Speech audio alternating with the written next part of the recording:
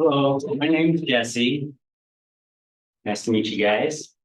How long have you guys been coming here for a year or 2 years? Super new, 2 years? How many years? This will be my third year. Your third year? Anybody brand spanking new? Yeah, May, yeah. You two, do you guys know what you want to get into? By chance? I do now. Yeah, Business, yeah. okay, cool. The newer guys, you trying to figure that out still, or? I came back specifically, like I'm watching a dating app and I came back to do like marketing and business side of it. Cool. Well, I feel like you guys are already a step ahead of me.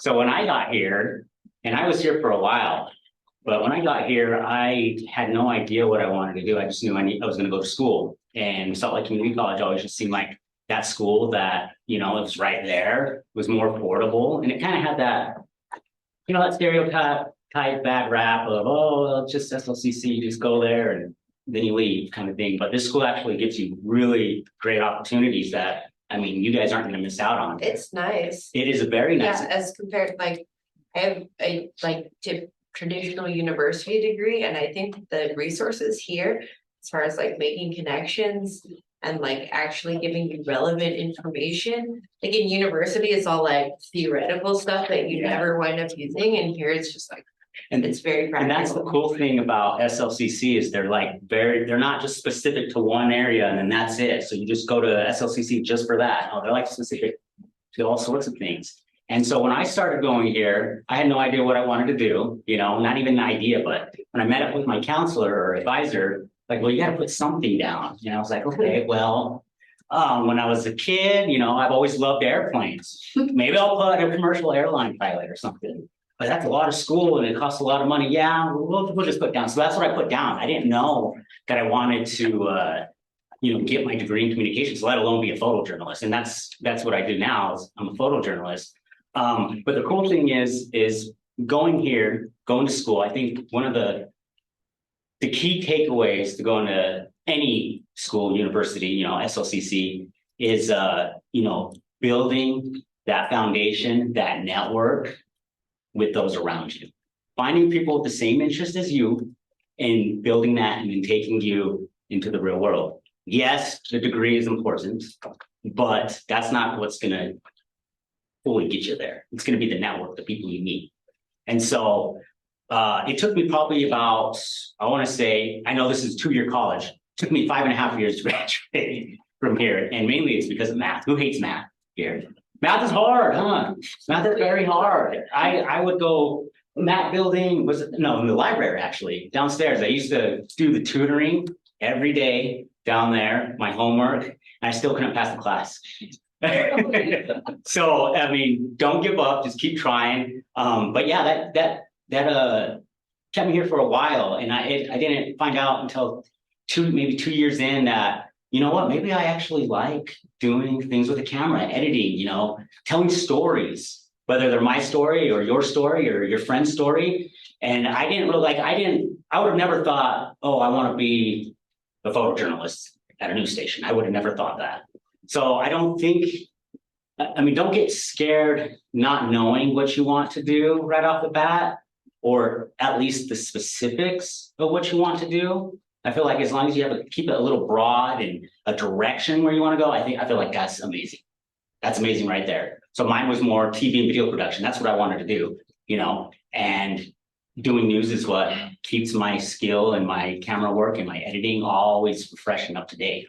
And so while you guys are here, find what that niche is and go with it, but also to try to get involved with the school somehow, even if it doesn't play into what your career is going to be, try to get involved, because I think that was the hard part too, is a lot of people, you get that feeling like, oh, everybody just goes there to go there and then they go back home. And, it's just, you do your homework, you go to class and then you leave, but you're missing out on the full experience here at SLCC. And I think that's like one of the main things is you got to find that passion that is in the school at SLCC. And, it'll make things so much easier. Like if I can go back and think, man, if I would have known it would take me that long to graduate, would have I gone I don't know, but was it well worth it? Yes, it was well worth it. So like get involved in clubs and organizations, you know, create your own club. They'll help with your fundraising and tuition and stuff. They'll help you with more than just the club stuff. Just try to get involved. So after once I figured out what I wanted to do, I started going to South City campus, and they have this whole department basically built for what I do at work. And it's amazing. It's like if you plan on transferring to the U or Weber or BYU, not to sound biased, but you're not going to get anything better than what Solid Community College. So if you can go here for the 2 years, go here for the 2 years, because that department is amazing. Any of you guys, I know we're like in a big digital social media world. Do you guys even watch the news? How many of you guys watch the news? Okay, so we got some people that still watch the news. Maybe you don't, those that didn't raise their hand, maybe you don't watch the news, but you would you say you still get news somehow, right? Twitter. Yeah, there you go, Twitter. Some people get their news on Facebook that probably shouldn't, but we get it on Facebook or what we hear from our friends. So news isn't going away. It's just, and I mean, our station's the first station that's been here for 75 years. You know, it's not going away. It might transition, but it's not going away anywhere. So it's just, how do we capture to want people to look at the news, and how do we capture trying to tell your story or her story in an informative way, in an informative, oh my gosh, I can't talk, sorry. A little nervous up here. But yeah, so how do you capture those stories? And so I just found it always fascinating that, you know, I can take this camera and, you know, maybe your instructor tells you, okay, just tell a story about this building or that chair, something small, right? And every single person that would do that would have a different story. It would never be the same. It would be, however, even if your instructor told you to point at that whiteboard, everybody would point at it differently, which means the story would automatically be different. That's what makes this unique. You know, I think this is why I really like that I fell into this career, is because of the fact that, for one, I never know what I'm going to be doing. You know, I go to work and it could be something as simple as, oh, I'm just going to a fundraiser. You know, it's just one of those, you know, rallies or something for a good cause, or I'm going to, you know, a SWAT standoff, or, you know, it's like, you can ask me what did I do yesterday, I probably won't even remember. But yeah, it's just so different, and I think that's why I enjoy it, is because I like the little adrenaline rush that it gives. And there's a lot of crunch. So like an everyday thing would be like going out. So if I'm with a reporter, we'll go out, we'll take this. This is the basic setup.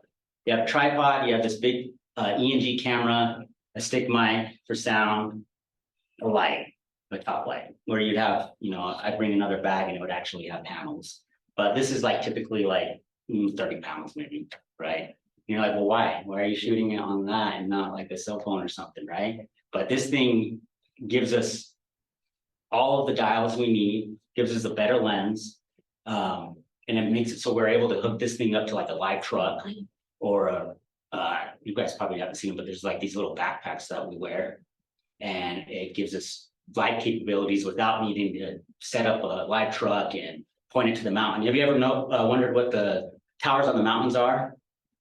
A lot of those, there's a microwave up there, and what we do is we point at it, and that's how it literally microwaves it to the mountain, and then from the mountain it goes to our news station, which is like not even that far from here. It's like 5 minutes from here.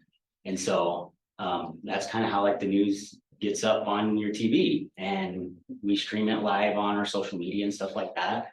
But like a typical day is I'll come in and maybe I'm working, let's say I'm working with the weather lady, Alana. I used to work with her a lot. She's the chief now, so I don't get to work with her nearly as much.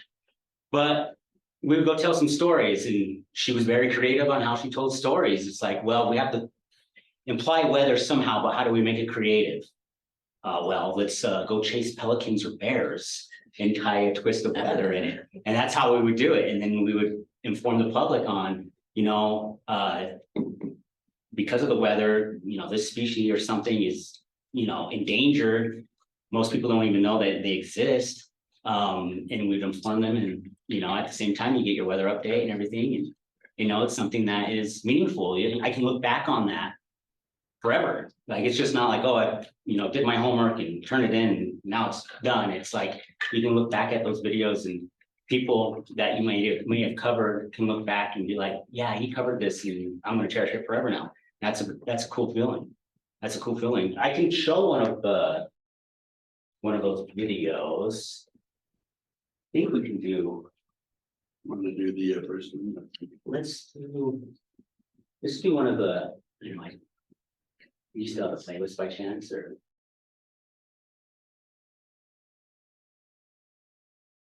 But I can show you guys one of the videos I did do with Alana.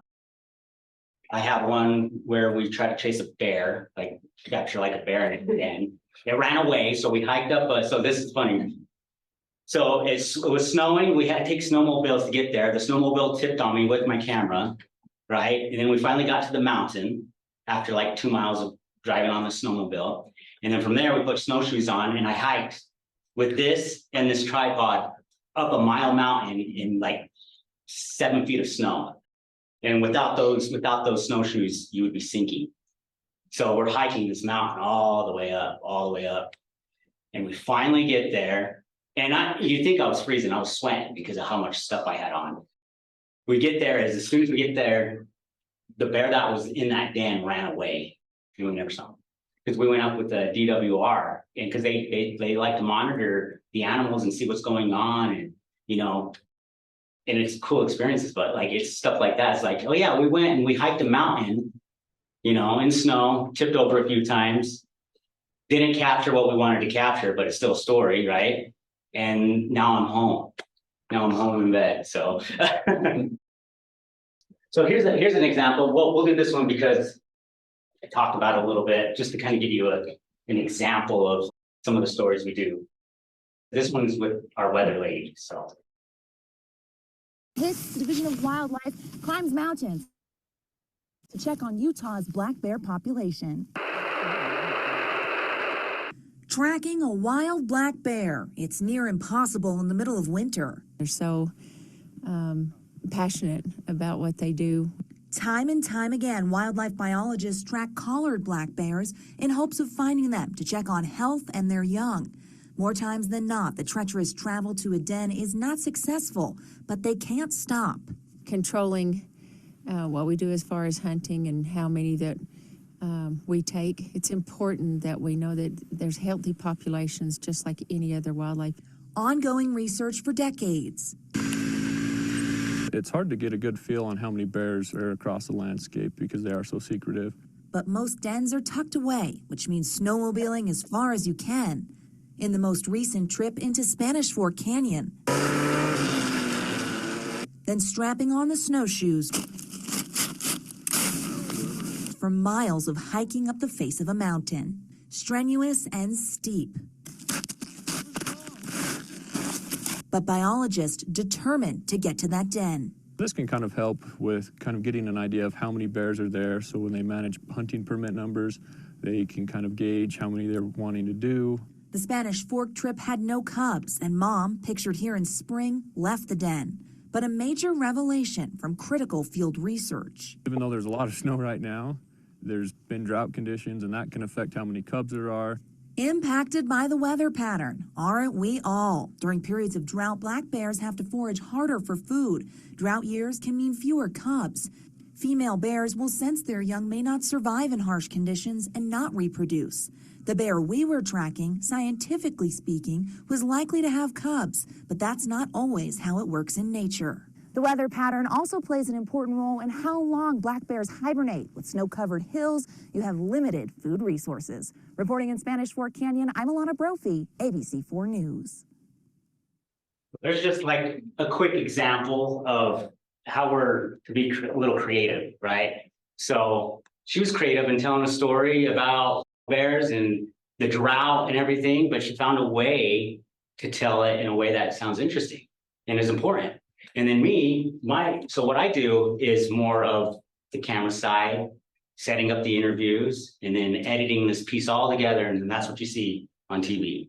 And so she does the writing the script and logging the interview, and then I do more of the shooting and filming it and edit it, put it together, and put on the news or social media or wherever. But yeah, that's just one of the examples. That was just one reporter I used to work with. Another one I used to always work with, his name was Marcos Ortiz. I don't know if anybody know him. He just recently passed away. But I used to do, he had a series called Missing in Utah and Justice Files. And that was just about like these cold cases of, somebody going missing or a death gone wrong. And he would go out and he would tell these stories, getting the word out for these people that were mourning. And so you see how it just flips. It's such different things that we cover. But yeah, it also gets technical because you got to go to school and you got to learn, how do you point a camera? I mean, everybody thinks they can point a camera because you have a cell phone, right? But you gotta be creative on how you do that. And school definitely helps with that. At the mass comm department, they have equipment like this. It's not, they just, when I started going to school, they just opened that department. So it was so perfect timing for me. They have their own studio and everything, but you definitely learn a lot. And I think in this career field, you definitely find people that are going to help you in life, whether it's for work or outside of work. You just get to know so many people, and whether it's professionally or somebody you met on the job. But yeah, that's just like one of the cool creative things. I think that's why I like what I do. It's because it's, you kind of in a sense create art, right? And so I don't know, I enjoy it. I'm still doing it. I've been there for 7 years. So I'm one of the older photographers, photojournalists, but it's cool. Do you guys have any questions on, the equipment or, sure. Yeah, I wanted to ask with the stories that you put out on videos, are most of them directed by the company or the station, or you personally think about, oh, I'm gonna visit this place, there's a story that I want to tell about it. How does that go? Oh, like on how do you kind of like pitch the idea to a new station or something? Yes. So like these are like as simple as we have like a tip line and we have a just like an automated news email. And basically like how we hear about all these stories is the public tells us about them. So we'll get like they call them press releases, right? So we get these press releases and they'll send them out, and that's how I know what I'm doing for the day, because our desk, they're the ones that orchestrate everything. They'll say, okay, well, we got a press release. There's something at, the university that's happening at 10 a.m. Can you go there and cover it? Or we get something at rec football. Hey, they're doing a rec football little league thing, and they're doing a fundraiser for a good cause, on Saturday at 9 a.m. So it's honestly small things like that we'll capture. Or don't do a press release, just call the tip line and say, it could be, we get crazy things too. Like we get, hey, there's a UFO flying by my house between this street and this street. I don't know what's going on, but I don't want to give you my name or anything. Can you tell me what it is? So it depends what it is. But like, yeah, we try to cover as much as we can with who we have. We're always looking to hire. We always are. My field is definitely specific because, like I said, mine's more about like the camera work and editing.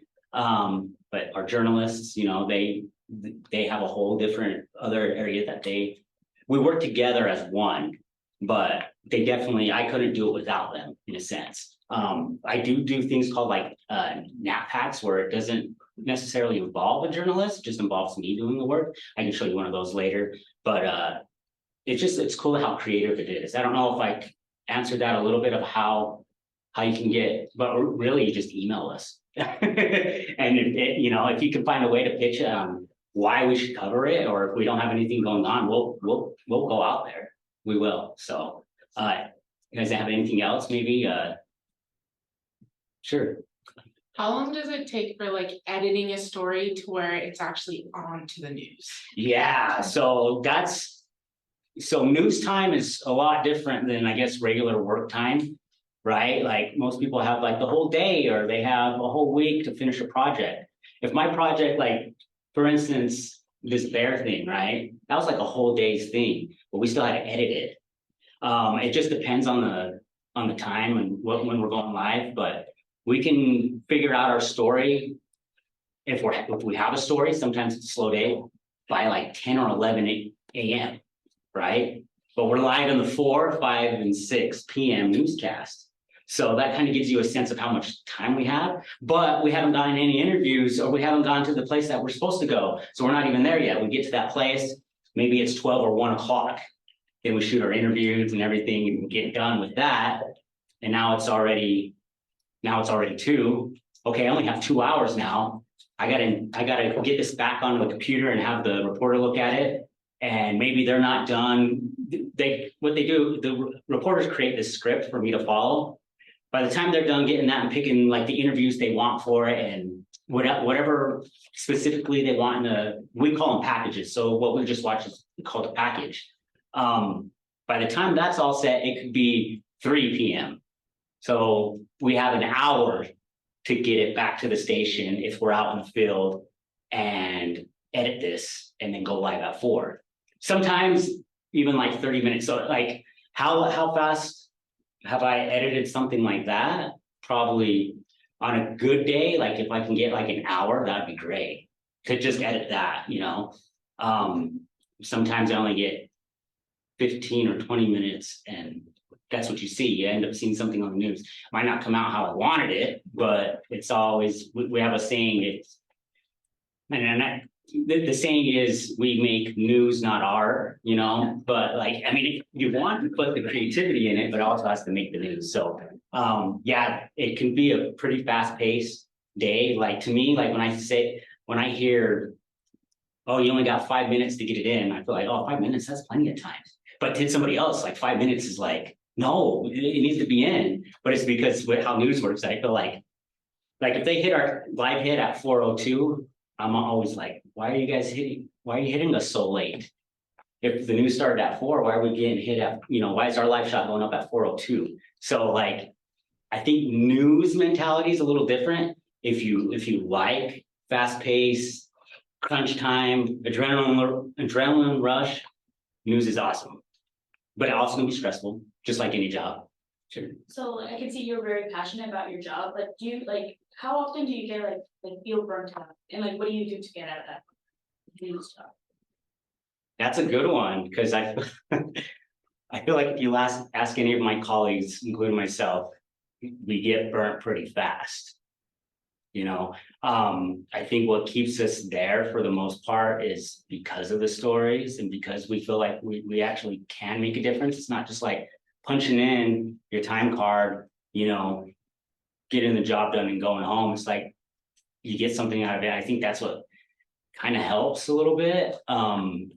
Definitely, I need my days off. That's what helps me, and just kind of find that work balance of personal life and workflow. If they intertwine in together, it'll be pretty rough. But I mean, news is kind of like that though, where I've been here for a while where my schedule's nice. You know, I come in the mornings, I'm off at a decent hour, you know, Monday through Friday. But when I started, I worked night side throughout the week. And then on the weekends, I worked day side. So I had 2 different shifts, you know, and I had like a Tuesday and a Wednesday off. So it wasn't the best, but I did it and I stuck with it. And then, you know, a couple of years later, I got a good schedule. So, and nowadays I feel like you probably get a good schedule in like a couple of months. So, but yeah, it's definitely stressful at times. Do you do any of your work outside of Utah? Like, do you travel? Do you go cover other stories if you're called out to? Yeah, so for the most part, what we do is we cover all of Utah. So I can be sent out to St. George. And to me, this is the coolest thing. I can be sent out to St. George and be back home that same night. You know what I mean? It's like, oh, what did you do today? Oh, I drove all the way out to St. George and got, you know, Jack in the Box. I guess you can get that here now, but you got Jack in the Box, whatever, and now I'm home. You got to see like this beautiful scenery. You know, mind you, the store you're going to could probably be more than likely it might be, you know, one of those morning stories or it could be a fun story. And I think that's what makes this job, you know, interesting is the fact that it's so diverse. And I feel like anybody can really use this skill. And what I mean by that is like, for instance, well, how do you guys make money, right? How do you guys make, and this might play more into like your guys' role too, in business and marketing, is the story about the Bears Den didn't make the money. You know, our sales, we have a whole sales department and they're the ones that market, you know, how this stuff all plays out and lays out. And so like, for instance, we might cover, like we cover businesses and stuff all the time where we have sponsorship on the show. That's what actually runs the show, you know, but obviously you guys aren't gonna watch it if you say, oh, today's show is sponsored by this and let's check it out. No, you're gonna watch the show because you like the content. But what funds the content would be like more of our sales department and marketing, and they figure out ways how to do that. So very fascinating and interesting at the same time, because I feel like a lot of people, younger people say they don't watch the news, right? But like I said, you get the news somewhere. Maybe it's not on your TV, but you get the news somewhere. So news will always be there. It's just how we transition. So yeah. And the story that you show us, does it like a script that's already made before, or it's everything like in the moment? Oh, it's all happening like right then. Like on a good day, we would go shoot a story, you know, 10, 11 o'clock, maybe close to noon, go back to the station, you know, the reporter would get on a computer, I'll ingest like the card, you know, he or she will get on a computer, start going through the interview and picking what we call them sound bites, picking what sound bites that they want to use. And they will it's a legit script, like, oh, I want this here, and then my track. I don't know if you guys noticed, maybe being more specific, but like she was talking through the whole thing, right? So that's the script right there. That's her track. And so she has that all played out right there, and then she'll go into the audio booth and she'll track it. She'll just read her script, and that's what makes it easy. Imagine doing that all just off the fly. It wouldn't look that good, you know? So yeah, it comes down, we have a rundown, we structure it together. When I shoot things, like if I were, you know, like I said, it can be so simple. If I was to shoot this classroom, I already know what I would be shooting. Oh, I want to get that pencil, a tight shot of that pencil and that notepad. And I want to get you guys staring at you already come up with an idea of what you want to tell, right? So that's kind of a cool thing too. But yeah, it's interesting. I can show you guys what a nap pack looks like. Do we have time for that? Yeah. Yeah, we're good. 20 more minutes. Here, do you mind if I show them another playlist? Oh, sure. So a regular package is something like we just watched. It has a reporter, you know, that front of it has her track, and then it goes back to her, and then it ends. And then this is more something like that I would do on my own without a reporter, and they call them Matt's pack. It's just like a standalone package. This is short. This one's only like a minute long. I think I'm showing you guys more of the animal nature ones. I should show you something else. If you go to a business and you're interviewing the business, are you trying to form like a relationship with them, or you're just kind of discussing what they're doing that's interesting, different? It depends. Like- A lot of the times when we cover the business, they're probably not like a client or anything. Yeah. They're just sending out a thing to have us go out to, and how they do it is how they're able to get like the free publicity is they have to be creative, right? So it's like, So they send you the story. yeah, so it's like, how do I get people to see my business? Well, maybe if I donate, you know, backpacks to kids and supplies and stuff. So now you have a heartfelt story for their, you know. So that's just looking on like a business side of things. That's how that's how we're able to attract, you know, or how they are able to attract to get on the news is doing stories like that. So other than donating to some charitable heartwarming cause, what other ways do they get on? get on the news. Yeah. Like other than Um, train wrecking really bad and. Yeah, I mean, there's ways to get on the news that you don't want to get on the news, like, you know, you rob the bank. I think I know where you're going. So there's sponsored segments. They're sponsored, yes. Where like Salt Lake Community College, we will pay for a 3 or 4 minute segment Mhm. throughout the news cycle during the day. And those are, That's thousands of dollars. and those are legit sponsorships. So like if you see that within the show, it'll say, this is a sponsored segment, and then it goes into that, and then it's like a 2-minute thing where it says, you know, sponsored, and then they tell about their product, which is their business. Sure. And so that's like, that's being paid for, you Yeah. know, but businesses also have, like I said, you know, creative ways to get on TV for free. Can I So- chime in on that? Mhm. So I used to work in PR, and so it was my job to get us on the news outside of sponsored content. So you're the marketing person, you Yeah. can pay for the sponsored content. If you're doing PR, I got to pitch these guys and make it relevant enough and interesting enough that they want to come cover the news story. So this might be something like, when I worked at Utah State, might be new research about droughts. And so if it has a news hook to it, it's new and fresh. It's not necessarily like we turn a profit on these products, right? So I think it's from a PR perspective, in my experience has been, let's send a press release, but we have to create the story for them. Mhm. So it's interesting and it reflects well on us as not the client, but the organization pitching the story. So that's been Yes. my experience creating a news Yes. angle, even if there's really not a lot of news. And I think that's the most, like I keep talking about creativity, and it's like creativity on my part, it's creativity on what we're capturing. It like all comes down to creativity on how to get that content out there. Sorry. you were Yeah, saying. no, perfect. Can you go into a little bit more like other than like new research, or have you seen anything that's a really interesting?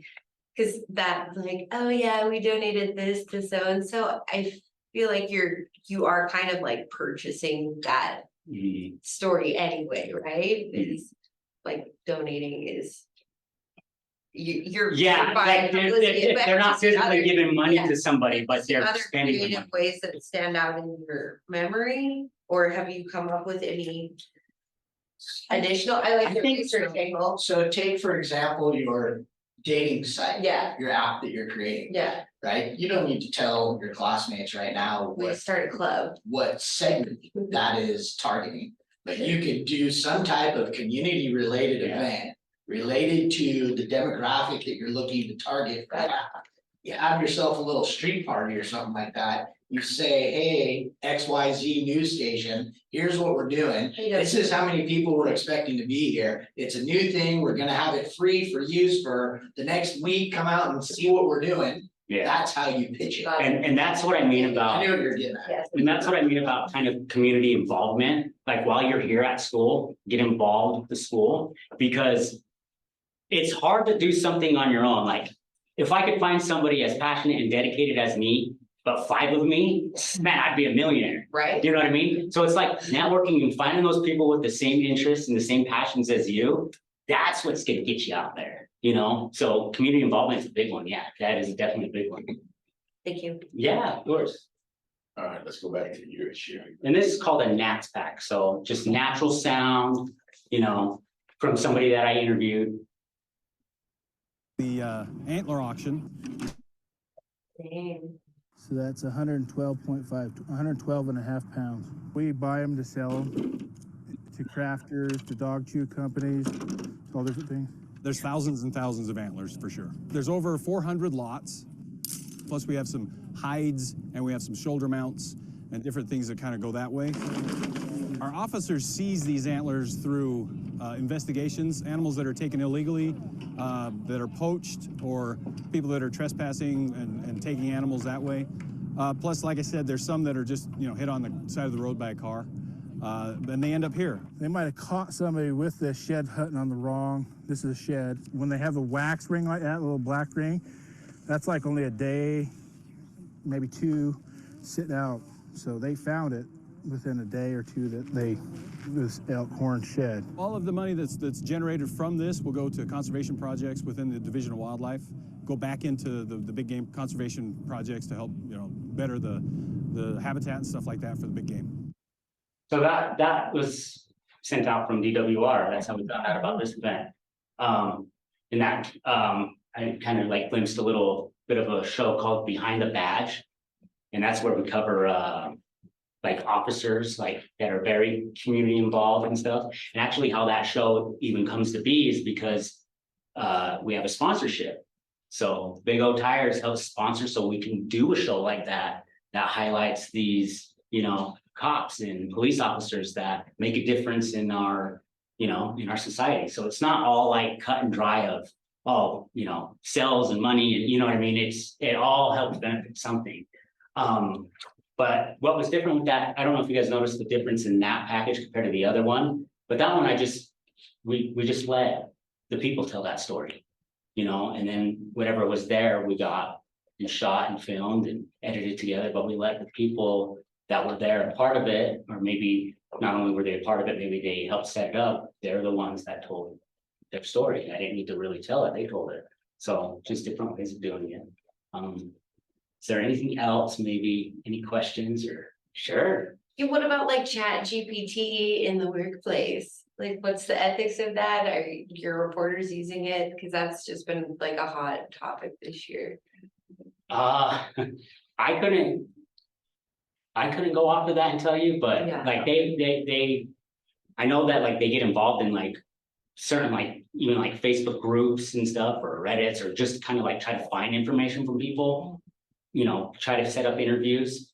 But like I'm not too familiar with all of that, but yeah, I mean they definitely go think outside of the box if they are trying to get something out, you know. So but yeah, I couldn't. Okay. I don't know too much. I'm sorry. No. Well, I wonder if part of it, so Chat GPT, you're doing research, right, on past information. I would guess if it's breaking news, you're not doing research. It's get there, cover the story. Yeah. I would guess. Yeah. So like we go off of whatever the tip is, right? And then we say, oh, let's just go off of it and see if it's good, you know, if it all plays out. But at the end of the day, we have to confirm everything. Like even something that, let's say KSL put something out saying, oh, they just confirmed that, you know, there's 2 crashes on I-15, something like that, right? Well, it's not a confirmation for us to see it from KSL. We have to actually go confirm it from Highway Patrol and stuff. So like, sometimes it takes a story a long time to develop, even though we're trying to get it out in like a matter of a couple of hours, you know? So it's just it's definitely a different beast for sure. I mean, I have a question. Sure. If you're not able to get none of that stuff done, do you guys just kind of pass up the story if you're not able to, you know what I mean? If you're not able to get all the confirmations of what story you're on, do you guys kind of just pass up that story and just kind of go and focus on something else? Sometimes. Good. So Sometimes we do, like if there's no elements that make, like you gotta have at least a couple of elements to make the story. If there's no elements there, then there's no point of telling it. And then like a lot of the times, like we'll either search for another story or we're hoping that, I mean, we're not hoping, but breaking news happens, right? Like that's like our break. Like, okay, sweet. If there's something that's going on, we can just go chase it now. You know, we don't have to look for something. So I have another question. I'm not sure if that's you guys' the company you work for or not, but are you guys the guys that go on the road and like see how the weather's going? Is that something you do? Like how, like when it was snowing, you know how it was pretty bad, snowy weather this past winter. Oh yeah. Did you ever go on the road and like capture like what was going on up there? Or did Have I froze to death? Yeah. Yeah. Yeah, I know, yeah, like, especially when I work the morning shift, like, we are like very weather driven, but like, yeah, we're out there all the time, like, you might see, like, for instance, me, I'm not always with a reporter, but you might see me at an event, or you might see me on the side of the street, or weather's like our big thing over there, so like, yeah, we're definitely out in that, it's cold. And we have all this equipment, you know. Okay, so you go out on your own, not always with. Not always with the reporter, not always with the reporter. Sometimes, like, I showed you guys some like what we call them, they're called packages. So it's a bigger story. And so that what will happen is that package will go on our website. And then either a reporter or one of our digital team members, they will write a written script or a written article for it. So then you have a read article and a video. So that would be more of a bigger story. But a smaller story would be something like what we call, we call them both shots. So all it is like 10 seconds of someone saying, you've probably seen this news where somebody's saying, oh yeah, we're out here today, you know, giving out food. And then they're gone, they're done, you know, and it's already showing like B-roll or we call it B-roll or VO, just like clips of the event for like 20 seconds. And then they're moved on and they're already off to something else. And so it might take me 30 minutes to an hour to collect all that. And it's only 20 seconds on the news. Yeah. But there's like a bunch of those, right? Yeah. So like sometimes if I'm not with a reporter, I'm going out and getting like 5 of those assignments, those stories or events that are going on. And then that's what goes on the news, or like those little events that it might have taken me like an hour to get them, but they're like 20 to 30 seconds long. Yeah. So yeah, so it's definitely always different. So sure. Did you have any like jobs that gave you experience to do this before you started working for ABC? So SLCC helped me a lot. So they, their department, they used to have this, it was kind of, they paid you for it, but it wasn't like a job, but they paid me to be like a producer over there for like a sports segment that they had. And so that kind of helped got me in. And then after that, and I don't know if they're still around, but there used to be a department, which it's nothing to do with the communications department. It's called SLCC TV. And so I work with them. I don't know if they're still here or not, but that was more of like a real job to work with them. But prior to that, like that was really it. Just those 2 jobs in school. So if I didn't go to school, I wouldn't know any of that. Because I think prior to that, I was working at Blockbuster. Yeah, you remember Blockbuster? Yeah. That's where I was. I was working at Blockbuster GameStop.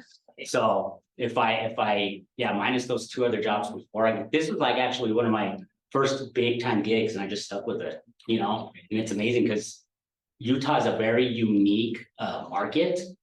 I think we're market 30. We're market 30, so we're not the biggest market, definitely not small, and we're a unique, diverse market. And it's crazy because, like, let's say for some reason, I want to change or I want to go to a different, you know, job. I mean, you got so many areas that you can go, like KSL, Fox, you know, the Tribune, and you don't even have to stay in news. Honestly, a lot of our like former reporters and anchors, they all went on to find like PR jobs, which is very important, or marketing, and state jobs, honestly. So it doesn't necessarily have to be news. Like some of the best meteorologists aren't the ones you see on TV.